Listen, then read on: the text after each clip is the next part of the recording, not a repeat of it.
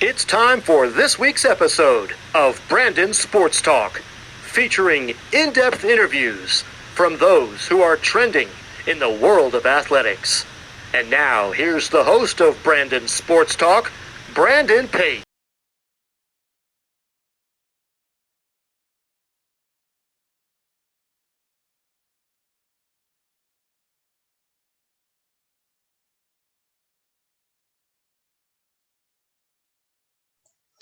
Welcome back to Brandon Sports Talk. In today's episode, I have the privilege to interview the Auburn Tigers head women's golf coach, Melissa Llewellyn. How are you doing today?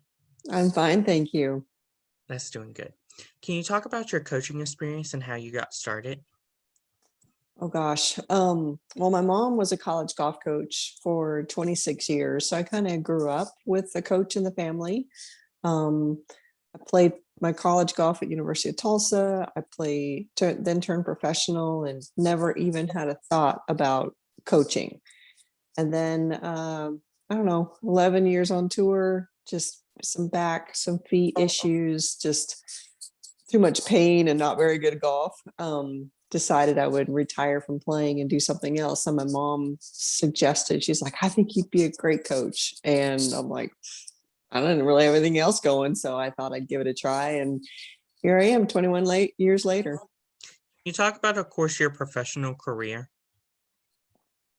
Well, I was a professional for about 14 years. And it was an incredible experience to play the sport that I loved. Took me around the world. I played the European Tour. I played in Japan, played the LPGA, like I said, for 11 years. And just an incredible experience. Met a lot of great people, played great golf courses, made a little money, not a ton of money, but enough to keep me afloat. What was it like to coach at your alma mater, Tulsa? That was very special.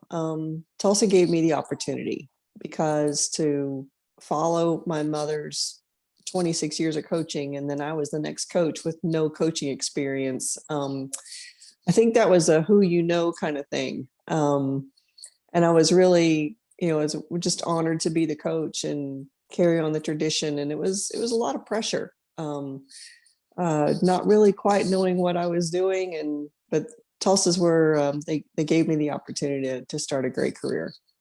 Amazing. Can you talk about, of course, your time at Arizona State?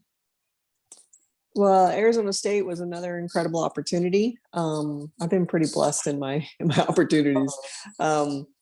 Arizona State was like the kind of like the Duke of basketball, and I was offered the position once before. And I turned it down because I had really just started at Tulsa. And I didn't think that was a very good way to, come treat my alma mater. And then another opportunity came at ASU. And I said, well, if this is what I'm going to do, then I may as well go to one of the best programs. And had great success there, had to kind of rebuild the program. The coach there had a terrible accident, broke her leg in like 5 places. And it was really a tragedy because she loved to coach, but she just physically couldn't do it any longer. And so she wasn't able to recruit for very long, or for about 5 years, really couldn't get out on the trail. And the program kind of went down from their standards. So it was fun to kind of go in and rebuild, and won a national championship there and had lots of All-Americans. And since I've left, they've continued to do great. What was it like whenever y'all won the championship? Magical. I mean, it's just one of those things where really everything kind of has to come together. The story behind it, my assistant was battling cancer, and didn't know if she was going to be able to be at the national championship. She'd, went through all kinds of chemo and radiation, lost her hair, and it was really a trying time. And it just kind of gave us that extra cause to rally around. And then when she actually made it to nationals, I mean, it was just so inspirational that, a bogey or a 3-putt didn't really seem to matter that much. And I remember the last 5 holes. I mean, we were neck and neck, and with like USC, and it all just came together. And our team just started making birdies, and amazing setting at Caves Valley, Maryland. Just incredible memories, just great feelings, and ones I'll never forget. Of course, in 2020, you were inducted into the Tulsa Athletic Hall of Fame. Can you talk about that moment of getting inducted? Yeah, it was a really special moment because it was our team that got inducted, our 1988 national championship team. And if you go back into the record books, this is one of those crazy things. It says no champion, even though the University of Tulsa women's golf team won the championship that year. Our athletic department had some issues that we couldn't field enough athletes to be eligible for Division I. We, at that time, it was 8 sports, men and women, so 16 sports to be deemed Division I. And the track team didn't have enough athletes, and so it kind of came out that we weren't eligible, and so our title got stripped, even though we had nothing to do with the track team. So that was a kind of a brutal thing. And so it was really nice to be recognized after so many years, that our team, by our peers in Tulsa and our fans, and alumni and everybody there to recognize and remember that story. I think a lot of people didn't really realize that story. So it was just a special moment to be able to share and truly celebrate again. That's amazing. How did it feel in 1998 whenever you were inducted into the Women's Golf Coaches Association? That was a really cool moment because, again, I still feel like I'm young in coaching. I mean, I've been doing it for 21 years. I'm not exactly young anymore, but because I started late in coaching, I always just feel like I have so much to learn, and I'm still on that journey. And so, to have the accomplishments that are the players make your coaches look good, but to have the accomplishments to be inducted into a Hall of Fame is a really it's just a great honor. And I remember I got like really emotional and teary during my acceptance speech. It was just it just really meant a lot to me. What was the transition like from you when you were at Tulsa, going from a player to now a coach?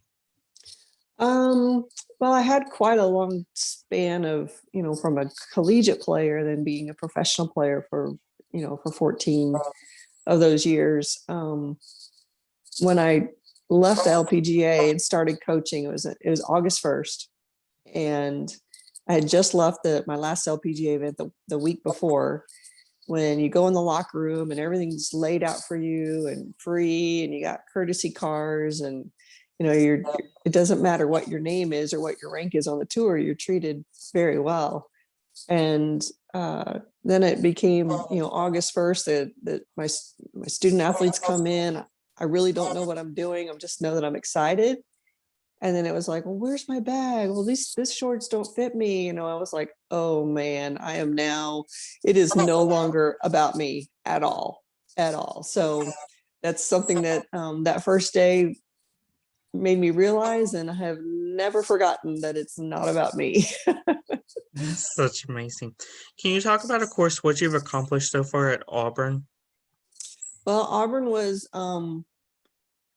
they recruited me hard, really wanted to bring a coach in with some experience. Again, another kind of a tragic situation where the coach had been diagnosed with stage 4 ovarian cancer, and the prognosis did not look good. So she decided to retire because her future was just so in question. They'd had an assistant coach who had been killed in a car accident the year before. A player on the team, her brother had passed away. I mean, it was just a sad, tragic, atmosphere. So they just wanted to bring somebody in with experience of rebuilding a team and rebuilding a program. And so that was me. And the first couple of years, I'm not going to lie, it was pretty rough because I had come from a very successful program. In fact, the year after I left, the team at ASU won the national championship. And I mean, I was thrilled for the players, because I know all the hard work they'd put in. Meanwhile, our team didn't qualify for regionals. It was the first time of my coaching career our team hadn't qualified for postseason. So it was some very mixed emotions there for a little while. And then things started to click. Just great assistant coach and coaches. We worked really, really hard. And 2 years ago, well, the last NCAA championship, I guess we can say, before the pandemic, our team was semifinalists and, in the final four, I guess we would say, in basketball terms, since it's that season. But, our team has come a long way, I think, in a short amount of time. I can't believe it's already been my 6th year here. And we have a very competitive team and, high profile and well respected. So I'm very proud of what we've accomplished. And I have not done it alone. Every single person involved has been responsible. That's amazing. Can you talk about, of course, the culture that you have built? Well, I'll just read you our mission statement. Auburn Women's Golf is a program which is one of perseverance and a strong desire for competitive greatness. In our culture, we are committed to excellent character, a passion to be our best every day, and disciplined to do what it takes to compete at a championship level. Each and every person involved with this program is 100% responsible for their actions and attitude. That's amazing. What does a typical golf match look like before COVID and during COVID? Our sport is really the perfect sport for socially distanced. And so what's different now is that we are in the testing protocol. We're very concerned about, who sits where and 50% capacity in the vehicles. So we have to take 2 cars instead of 1 van. Always, just mindful that any student athlete can be knocked out at any time because of a positive COVID test. And then the close contacts is a huge issue. And so I feel like, we got to compete in the fall.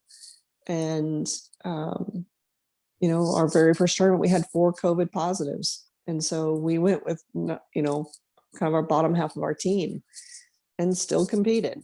So it's kind of like we have a very strong depth team. So it's like, well, if someone goes down, next person up. So we just have taken it with a positive and, our attributes of being a very deep team, I think work in our favor. What is the recruitment process like for prospective student athletes? Well, COVID has definitely put a crimp into that. We're not allowed to go out and recruit. I haven't since last March. So if you're a coach that was kind of ahead of the game and going out and looking at prospects that are in the years upcoming, and that was a position I was in, I did all my recruiting on Zoom.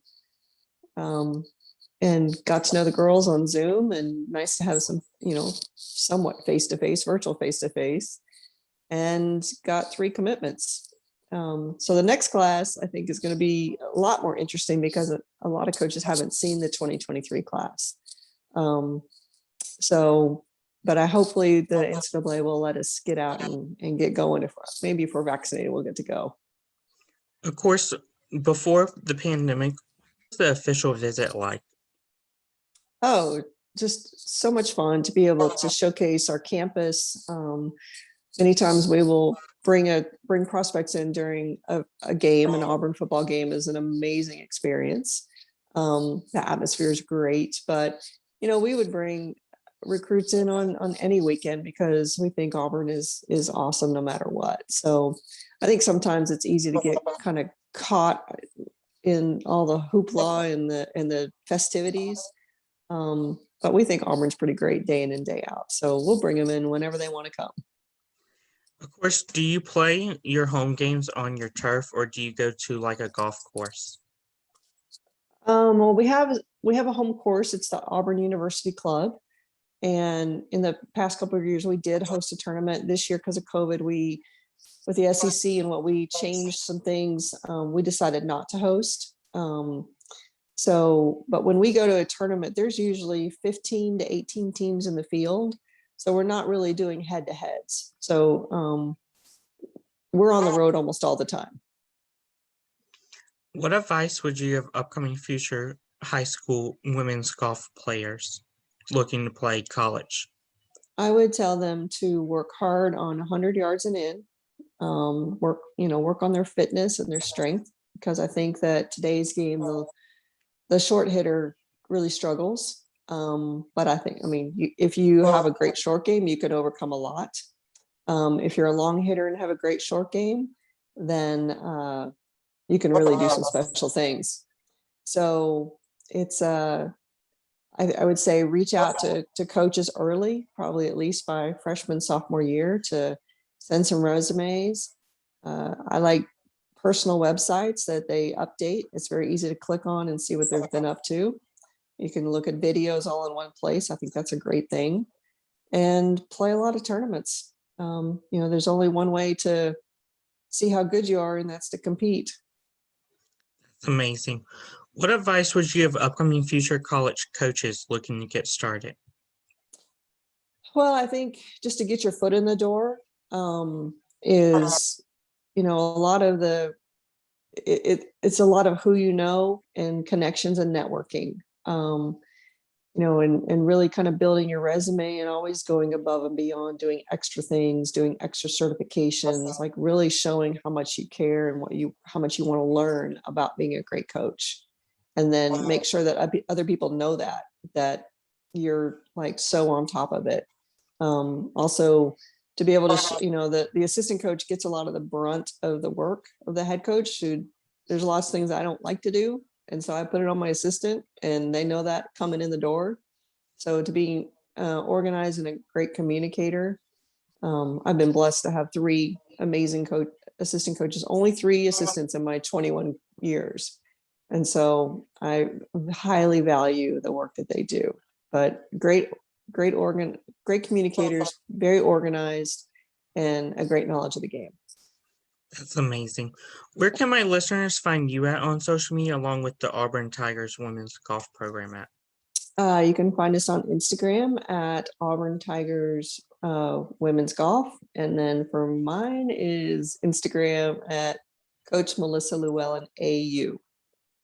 Thank you again, Coach Melissa, for your interview, and best of luck in your future at Auburn. Thank you to you, and good luck with your program. Thank you.